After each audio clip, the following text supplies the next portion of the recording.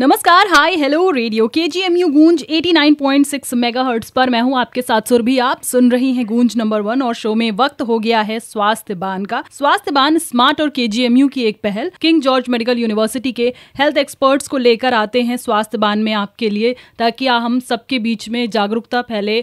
स्वास्थ्य को लेकर जो भी आपकी दिक्कतें हैं उसके बारे में हम खुलकर यहाँ पर बात कर पाएं। आज स्वास्थ्य बान में हम कोविड और उसके उपयुक्त व्यवहार और टीकाकरण की बात करेंगे, जिसके बारे में बात करने के लिए हमारे साथ हैं किंग जॉर्ज मेडिकल यूनिवर्सिटी के डिपार्टमेंट ऑफ कम्युनिटी मेडिसिन से public health specialist doctor Abhinav Kumar और डॉक्टर दिव्यांश सिंह।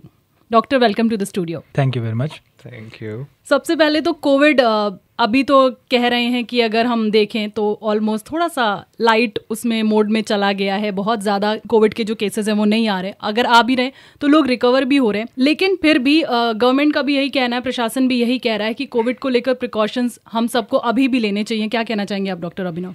बिल्कुल सही कहा आपने। गवर्नमेंट का ये जो इंस्ट्रक्शन है वो एकदम सही है कि हमें अभी भी सारे प्रिकॉशंस ठीक उसी तरीके से फॉलो करने चाहिए, उसी तरीके से बच के रहना चाहिए जैसे हम पहले रहा करते थे। क्योंकि भले ही अभी हमें नज़र आ रहा हो कि केसेस कम है और बहुत ज़्यादा रिस्ट्रिक्शंस नहीं है, बट ये चीज़ कभी भी बदल सकती है। अचानक से नंबर ऑफ़ केसेस बढ़ सकते हैं और दोबारा से वो रिस्ट्रिक्शंस लगाए जा सकते हैं।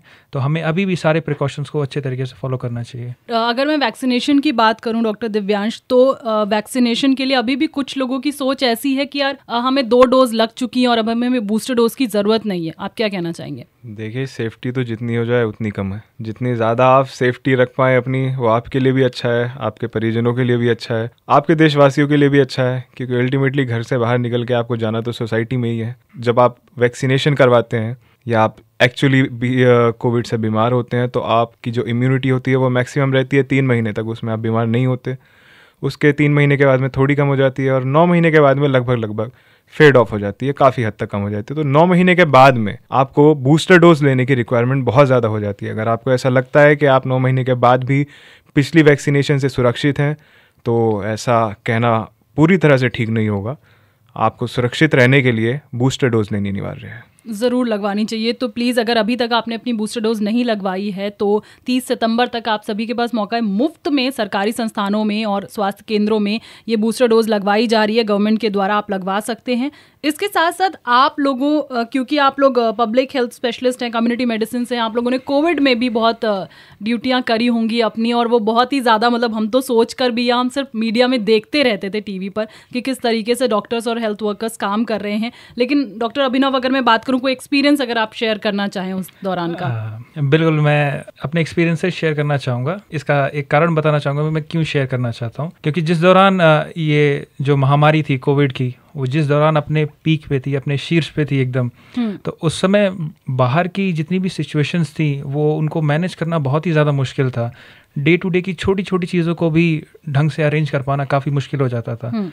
और जब कोविड की वेव थी, मैं उस समय एक इंडस्ट्रियल सेटअप में काम कर रहा था और वहाँ पे मुझे जो लेबरर्स होते हैं इंडस्ट्री में, उनको स्क्रीन करने का काम करना होता था। साथ ही साथ जो ट्रीटमेंट हम लोग प्रोवाइड करते हैं वो भी करना होता था। अब वो जो स्क्रीनिंग होती थी ना, तो उसमें हमें PP kit, full PP kit पहन करके मई और जून के महीने में भयंकर गर्मी में वो पीपी किट पहन के धूप में और उन पेशेंट्स को, उन लेबरर्स को स्क्रीन करना पड़ता था। और एक समय पे 100 150 लेबरर्स होते थे, उनको स्क्रीन करना होता था। और उस समय उनको मैनेज कर पाना कि वो एक प्रॉपर डिस्टेंसिंग रखें और सारे नॉर्म्स को अच्छे तरीके से फॉलो करें, वो अपने आप में एक बहुत बड़ा मुश्किल काम था। और उस पीपी किट में, उस गर्मी में काम करना, वो मैं नहीं चाहूँगा कि कभी भी कोई भी हेल्थ केयर वर्कर उस सिचुएशन में दोबारा जाए। और साथ ही साथ जो और मेरे एक्सपीरियंसेस थे उस दौरान कोविड को लेकर, वो ये थे कि हमें बहुत अच्छे से नहीं पता था कि ये कोविड कैसे हम कंट्रोल कर पाएंगे।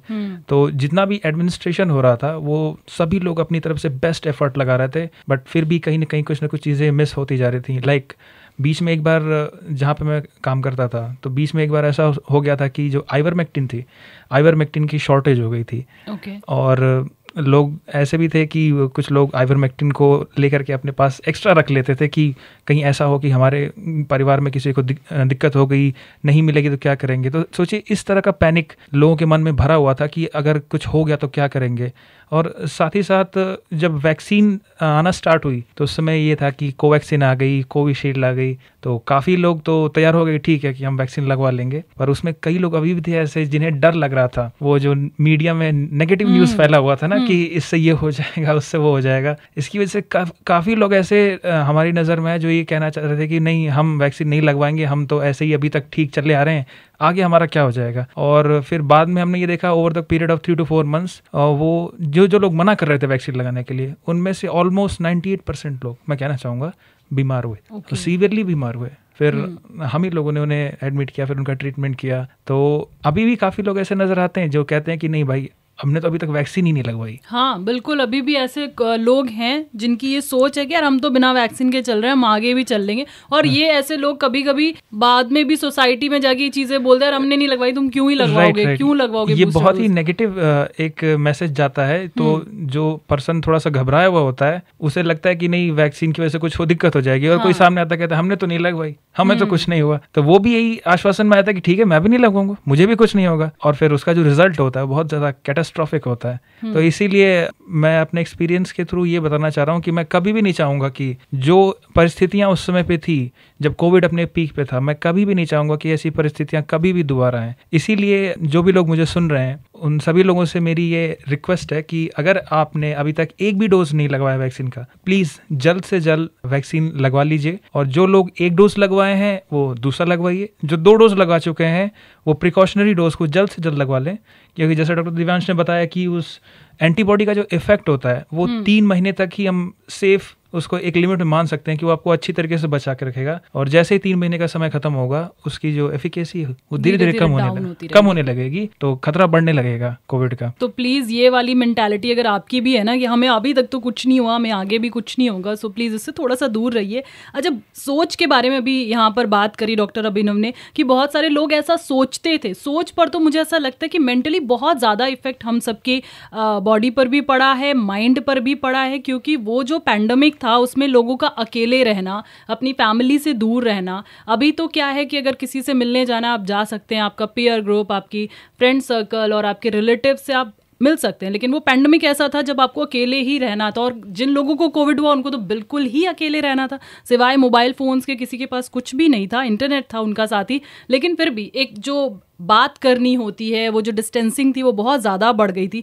मेंटली बहुत लोग इफेक्ट हुए और मुझे ऐसा लगता है कि कहीं ना कहीं वो सारी चीज़ें धीरे धीरे अभी भी लोगों के मन में है डॉक्टर दिव्यांश, क्योंकि बहुत सारे लोगों की जॉब्स चली गई, किसी का बिजनेस बंद हो गया। अब लोग जो वर्क फ्रॉम होम भी कर रहे हैं उनको भी वो एनवायरनमेंट तो नहीं मिल पाता है जो एक्चुअल में ऑफिस में मिलता था। ये सारी चीज़ें हुई तो देखा जाए कहीं ना कहीं कोविड का ही इन सब में हाथ है। तो मेंटल हेल्थ की अगर हम बात करें, कोविड के दौरान से जो लोगों की थोड़ा क्या मुझे ऐसा लगता है बहुत ज़्यादा इफेक्ट हुई है, क्या कहना चाहेंगे आप? ये बहुत ज़रूरी चीज़ है जो आपने अभी यहाँ पे डिस्कशन में लाई है। देखिए, उस टाइम पे होता क्या था कि पहले तक आदमी बिजी था, तो जो मेंटल इश्यूज़ या उसको प्रॉब्लम्स आ रही थी या जो दिक्कतें थी जिनसे वो आदमी भागता जा रहा था, तो जब तक वो भाग रहा था तब तक वो बच रहा था। अब अचानक से बाहर से कोरोना ने हर चीज़ पे ब्रेक लगा दिया, आदमी हो गया कमरे में बंद। अब अकेले रहा तो दुनिया से तो भाग जाए, अब खुद से भाग के आदमी कहाँ जाए। तो वो जो हिडन प्रॉब्लम्स थी, जो अकल्ट प्रॉब्लम्स थी, अब वो मैनिफेस्ट होने लगी। नंबर ऑफ केसेस जिनमें स्ट्रेस की दिक्कत थी, एंजाइटी की दिक्कत थी, डिप्रेशन, पैनिक अटैक्स इतने बढ़ गए जिसकी कोई हद नहीं। आप यकीन नहीं मानेंगे, ड्यूटी पे अगर हम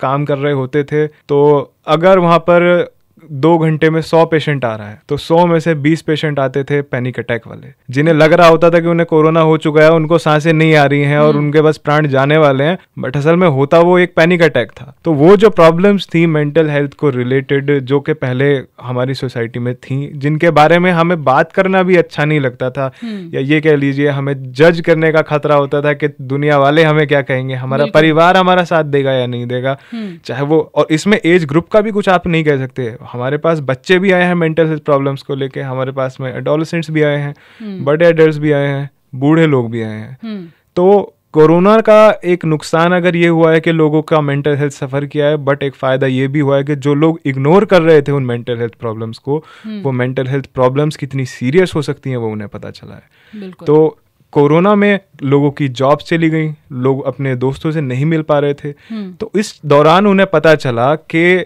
बेशक दोस्तों से बात करके हर चीज से वो जो एक समस्या है उसको थोड़े टाइम के लिए टाला जा सकता है, पर उसका समाधान होना, उसका निवारण होना बहुत ज़्यादा ज़रूरी हो जाता है। अभी डॉक्टर साहब ने बात किया कि लोग वैक्सीनेशन के नाम पे पैनिक हो जाते हैं, तो ये वर्ड क्या है पैनिक? घबराहट, एंजाइटी है ना, स्ट्रेस, जो ये इश्यूज हैं एक चीज तो है कि चलिए ठीक है, थोड़ा उनको डर लग रहा है वैक्सीनेशन से, पर कहीं ना कहीं उनके अंदर ऑलरेडी थोड़ा एंजाइटी का माहौल बना भी हुआ है, चाहे वो पेंडेमिक हो, लोगों के रिश्तेदारों की जब डेथ्स हो रही थी वो उससे बहुत ज्यादा अफेक्ट हो रहे थे। कोपिंग मैकेनिज्म, आप कैसे व्यवहार करते हैं एक बेकार सिचुएशन आपके साथ में आ जाए तो विपरीत परिस्थिति में आप कैसे अपने आप को दृढ़ रखते हैं और अपना ध्यान रखते हैं। कोरोना ने हमें ये बताया कि हम उसमें बहुत ज्यादा पीछे जा रहे थे। बिल्कुल। तो इस चीज के लिए मैं आप सभी से निवेदन करना चाहूंगा, मेरे पास में आते हैं अभी भी पेशेंट्स, मैं हेल्प भी करता हूं उनकी, तो मैं आपसे निवेदन करना चाहूंगा कि अगर इस टाइप की आपको कोई भी प्रॉब्लम अभी भी आ रही है, किसी भी प्रकार का आप स्ट्रेस फील करते हैं, एंजाइटी फील करते हैं, बिल्कुल अपने दोस्तों के पास जाइए, अपने माँ बाप से इस बारे में डिस्कस करिए। सोसाइटी का ना सोचिए सोसाइटी आपको क्या जज करेगी। देखिए सोसाइटी आज है कल चली जाएगी, आपको लेकिन अपने साथ रहना है, आपको अपने ख्यालातों के साथ रहना है, आपको अपने दिमाग के साथ रहना है। और ऐसा कहा गया है शास्त्रों में कि दिमाग मंदिर होता है और आत्मा पुजारी, तो दोनों का ध्यान रखना जरूरी है। अगर ऐसी कोई भी दिक्कत आती है तो प्लीज़ अपने दोस्तों से बात करिए, अपने घर वालों से बात करिए। समाधान उस लेवल पे नहीं हो पा रहा है तो प्लीज प्रोफेशनल हेल्प के लिए जरूर जाइए। डॉक्टर दिव्यांश, इसमें एक चीज मैं बस थोड़ी सी ऐड करना चाहूंगा। जो मेंटल हेल्थ इश्यूज हमने देखे थे वो इस वजह से तो थे ही क्योंकि लोग आइसोलेट हो गए थे, लोग मिलजुल नहीं पा रहे थे, लोगों की जॉब चली गई थी, बिजनेसेस बंद हो गए थे। एक इफेक्ट ये तो था ही था कि लोग को आइसोलेशन जो था उसने इस मेंटल हेल्थ इश्यूज को बाहर निकाल दिया। एक कारण और है जो कि कोविड का जो इन्फेक्शन है, वो इन्फेक्शन अपने आप में एक कारण है जो कि हमारे दिमाग पर, हमारे ब्रेन के टिश्यूज पर, सेल्स पर ऐसा असर डालता है कि पेशेंट को डिप्रेसिव सिम्टम्स नजर आने लगते हैं उस पर्टिकुलर इन्फेक्शन के। तो समझिए आप, इसके दो कारण हुए, एक तो खुद वो इन्फेक्शन और साथ ही साथ जो उस इन्फेक्शन की वजह से होने वाला जो आइसोलेशन, जो घेराबंदी कह सकते हैं एक तरीके से। तो वो दोनों ही चीजें अपने आप में एक कारण बन गई थी कि क्यों, जैसा डॉक्टर दिव्यांश ने बताया कि इतने सारे मेंटल हेल्थ इश्यूज हमें नजर आ रहे हैं अब कोविड के बाद। तो ये दोनों की दोनों चीजें ही अपने आप में एक कारण थी इतने सारे मेंटल हेल्थ इश्यूज के बाहर आने का। तो अब ये जानने के बाद मुझे लगता है कि जो हमारे सुनने वाले लोग हैं उन्हें ये समझ में आ जाएगा कि देखिए वैक्सीनेशन कितना ज़्यादा ज़रूरी है, कि बॉडी पे जो डैमेज हुआ है वो तो हुआ ही है, साथ ही साथ हमारा मेंटल हेल्थ, यहाँ तक कि हमारे ब्रेन के स्ट्रक्चर पे भी असर हुआ है उस इन्फेक्शन की वजह से। तो मैं एक बार फिर से ही रिपीट करना चाहूँगा कि प्लीज़ जिन्होंने वैक्सीनेशन अभी नहीं कराया है तो प्लीज़ जाके जल्द से जल्द अपना वैक्सीनेशन करवाएं और अपने आप को इस भयंकर बीमारी से बचा के रखें और अपने घर वालों को भी इससे सेफ रखें। मैं आप सभी लोगों से ये कहना चाहूँगा कि जल्द से जल्द जाकर अपना वैक्सीनेशन का डोज लीजिए, क्योंकि जब आप कोरोना से प्रभावित होते हैं तो न केवल आपका शारीरिक जो हेल्थ है उस पर सफ़र करता है, बट आपका मेंटल हेल्थ भी बहुत ज़्यादा सफ़र करता है। नॉर्मली आप कहते हैं कि इसको बुखार हुआ था तब से चिड़चिड़ा रहा है, ये बीमार हो गया था तब से चिड़चिड़ा रहा है, बट यही जो इफेक्ट होता है कोरोना में वो कई गुना बढ़ जाता है कई कारणों से। तो न केवल आपका मेंटल हेल्थ सफ़र करता है, आपकी फिजिकल हेल्थ भी सफ़र करती है। एंड आप समझदार हैं इस बात के लिए कि अगर आप बीमार होंगे तो आपके बीमार होने से उनके बीमार होने के काफ़ी ज़्यादा चांसेस बढ़ जाते हैं। तो अपने लिए, अपने लव्ड वंस के लिए, अपने दोस्तों के लिए, अपने देश के लिए जाइए और जल्दी से जल्दी अपना वैक्सीनेशन करवाइए। आजकल हम देख रहे होते हैं कि कितने ज़्यादा केसेस नज़र आ रहे हैं हमें डायबिटीज़ के और हाइपरटेंशन के। लोगों को इसके कारण समझ में नहीं आता है कि ऐसा क्यों हो रहा है कि इतने ज़्यादा डायबिटीज़ और इतने ज़्यादा हाइपरटेंशन हो रहा है। हम तो एक्सरसाइज करते हैं, हम तो योगा करते हैं, फिर भी हमें क्यों हो गया? हमने तो ऐसा कुछ नहीं किया था, हम तो कोई गलत आदत भी नहीं रखते हैं, हमें ऐसा क्यों हुआ? तो एक चीज़ मैं बताना चाहूँगा, एक चीज़ प्लीज़ सभी लोग ध्यान रखें कि हम वही हैं जो हम खाते हैं। तो हमारे पूरे शरीर के ढांचे पे, हमारे सोचने के तरीके पे कहीं ना कहीं एक रोल रहता है हमारे न्यूट्रिशन का। और सबसे बड़ा खतरा जो इस समय हमारे न्यूट्रिशन पे है वो है फॉल्स एडवर्टाइजमेंट का, कि अगर कोई पैकेट कह रहा है कि ये बहुत हेल्दी है, प्लीज इसे खाइए, तो एक बार प्लीज जरूर उस पैकेट को पलट करके पढ़ें, क्या सही मायने में आपके लिए हेल्दी है।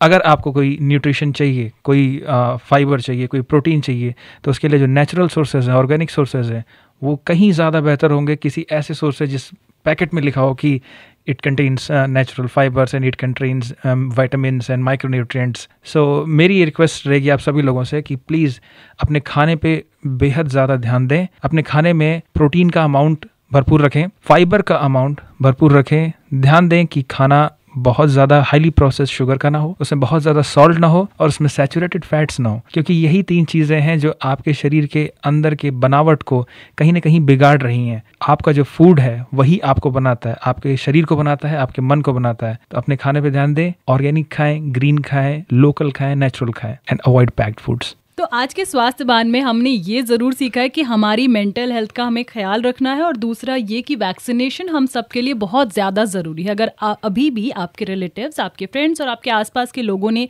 वैक्सीनेशन नहीं लगवाई है तो प्लीज़ ये हम सब की ड्यूटी बनती है कि हम उन सबको मोटिवेट करें, और यही स्मार्ट और KGMU का एक उद्देश्य है स्वास्थ्य बान के ज़रिए कि हम सब जागरूक रहें। Thank you so much doctor अपना प्रीशियस टाइम देने के लिए। आपके मन में कोई भी सवाल है तो आप व्हाट्सएप कर सकते हैं हमें 8887019138 पर। अभी फिलहाल लेते हैं छोटा सा म्यूजिकल ब्रेक। सुनते रहिए रेडियो KGMU गूंज 89.6 मेगाहर्ट्ज।